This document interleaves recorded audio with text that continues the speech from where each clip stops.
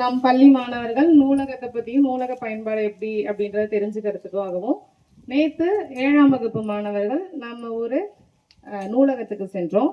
So அங்கே போனோன்னே எல்லாரும் வரிசையாக உட்காந்துட்டு சார் நீங்கள் ஏதாவது இன்ஸ்ட்ரக்ஷன் கொடுக்குறதுலாம் கொடுங்க அப்படின்னு நான் சொன்னேன். அவர் முதல்ல கேட்ட கேள்வி என்ன அப்படின்னா, நூலகத்தின் தந்தை யார் அப்படின்னு கேட்டாங்க. உண்மையை சொன்னால் எனக்கும் இப்போ ஆன்சர் தெரியல. நம்ம தெரிஞ்சுக்கணும் இல்லையா? தெரியாமல் இருக்கிறது தப்பு இல்லை, தெரிஞ்சுக்காமல் இருக்கிறது தப்பு. ஸோ நான் தெரிஞ்சுக்கணும் அப்படின்னு நினச்சேன். நான் தெரிஞ்சுக்கிட்டதை நாளைக்கு ஷேர் பண்ணுறேன் ப்ரேயரில் அப்படின்னு சொல்லியிருந்தேன்.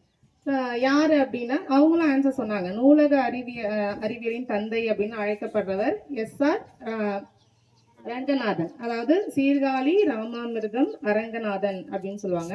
சீர்காழியில் 1892 ஆகஸ்ட் 9 பிறந்தாங்க. அவருடைய நினைவா ஆகஸ்ட் 12ஆம் தேதி இந்திய நூலக தினமா அதை நம்ம கொண்டாடுறோம்.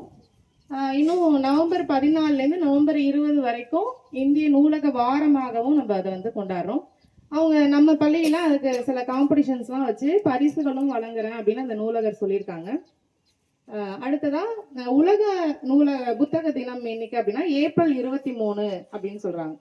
ஸோ அவருடைய வாழ்க்கை வரலாறு நான் கொஞ்சம் படித்தேன். ஏன் அவரை வந்து நூலக அறிவியலின் தந்தை அப்படின்னு சொல்றாங்க அப்படின்னா, அவர் வந்து ஃபர்ஸ்ட் ஒரு பிராமண குடும்பத்துல பிறந்து கொஞ்சம் கொஞ்சமா வளர்ந்து சாதாரணமா அவர் ஆசிரியருக்காக தான் படிச்சிருந்தாரு. ஆசிரியர் வேலைக்கு போகும்போது அவருடைய வருமானம் போதியதா இல்லை அப்படின்னு சொல்லும்போது நூலகரா அவர் வந்து மெட்ராஸ் யூனிவர்சிட்டியில சேர்றாங்க. ஸோ நூலகரா அவர் வந்து எந்த பயிற்சியும் இல்லை. ஸோ அவங்க யூனிவர்சிட்டிலேருந்து என்ன செய்யறாங்கன்னா, லண்டனுக்கு ஒரு பயிற்சிக்காக அவங்கள அனுப்புறாங்க. ஸோ லண்டன்ல போய் நூலக அறிவியல் பத்தி அவங்க படிக்கிறாங்க. படிக்கும்போது நிறைய விஷயங்கள் அவங்க தெரிஞ்சுக்கிறாங்க. அப்போ அவருடைய அந்த லண்டனுடைய வாழ்க்கை அவருடைய வாழ்க்கையில மிகப்பெரிய மாற்றத்தை ஏற்படுத்துச்சு.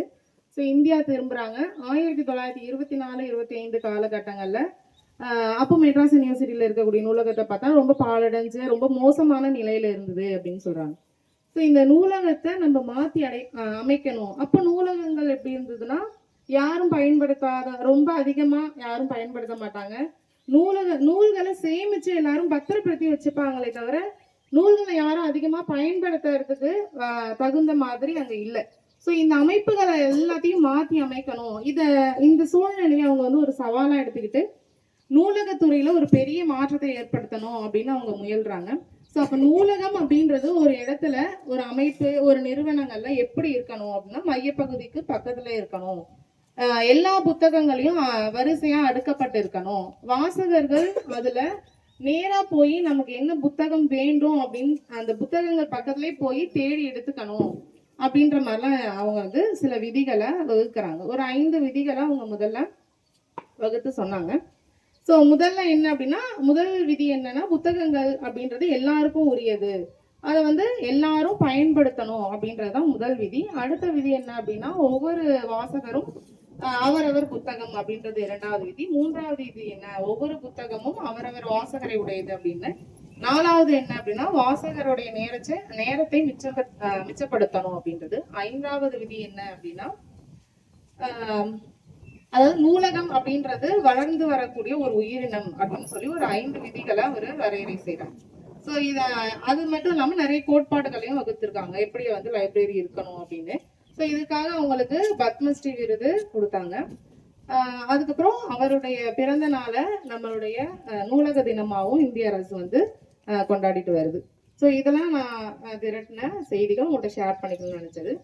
ஸோ நம்ம இன்னும் நமக்கு எந்த விஷயங்கள்லாம் தெரியல அப்படின்னு, நம்ம யாராவது ஒரு கொஸ்டின் கேட்டால் தெரியலன்னா உடனே என்ன செய்யணும், ஐயோ நமக்கு தெரியல அப்படின்னு நினைச்சு இல்லை தெரிஞ்ச மாதிரி காமிச்சுக்கிறதா, அதெல்லாம் வேஸ்ட். அந்த விஷயத்தை பற்றி நம்ம என்ன செய்யணும், தெரிஞ்சுக்கணும். நம்மளுடைய ஏஜ் என்னவா இருந்தாலும், நம்மளுடைய பொசிஷன் என்னவா இருந்தாலும் தெரியலன்றத கண்டிப்பா தெரிஞ்சுக்கணும்.